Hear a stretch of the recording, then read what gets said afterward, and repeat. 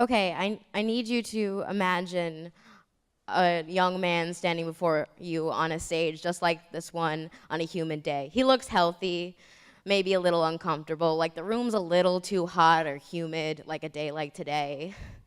I want you to imagine him, and after a little while, you see him fidget. You see him tug at his collar, and a few moments later, when he's dizzy, he will leave the room, and you can hear a loud, harsh, productive cough. This is the harsh reality for over 40 million Americans, myself included, that have been diagnosed with early stage lung disorders. My name is Sam. And I'm Caitlin. We are CP Med, and I'm here to tell you about our product, the O2Go, a discrete portable form of oxygen therapy.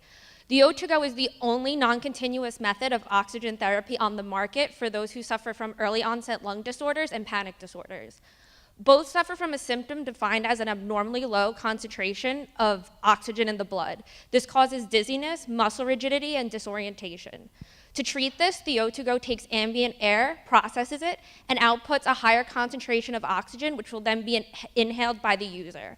Currently, oxygen concentrators on market are only meant for continuous use, have oxygen tanks, and use nasal cannulas. The smallest one is about the size of a small purse and goes for $1,500.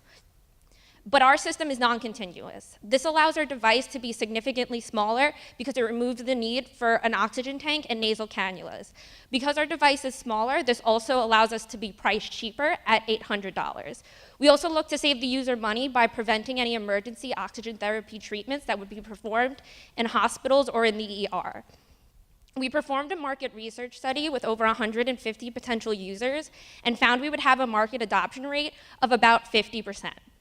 Even if only 10% of the 40 million Americans that are diagnosed with early onset lung disorders decide to purchase our device, that still puts us at a $320 million revenue. This is not including accessories that we plan to sell with the device, like a larger battery. The O2Go is currently in its viability testing stage and is patent pending. We look to bring this product to market by licensing it to companies like Inogen that already produce oxygen concentrators.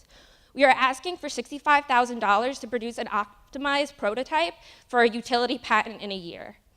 With your help, the O2Go plans to bring a higher quality of life to over millions of Americans who are suffering today. Thank you, and we look forward to your questions.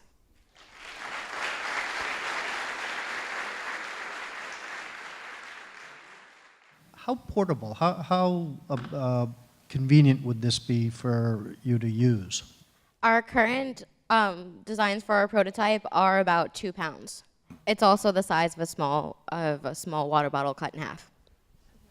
So in terms of patient needs, do the patients clearly divide into those that always need continuous oxygen and those that can make do with non-continuous oxygen, or is it some of each? And the question behind the question is, can you sell this additively? Can people have 2 devices so maybe the market isn't getting split in half? Maybe there's some overlap that you could benefit from. Yeah, so the reason it's really important that our device doesn't have the oxygen tank is there are certain locations that don't allow you to carry in a device with an oxygen tank in it, such as a gas station, because oxygen tanks are explosives and they're not allowed in these locations. So this is something someone with a continuous method could use this to go into those locations, and it wouldn't inhibit their life. So we are out of time. You guys can vote. How about a big round of applause for O2Go?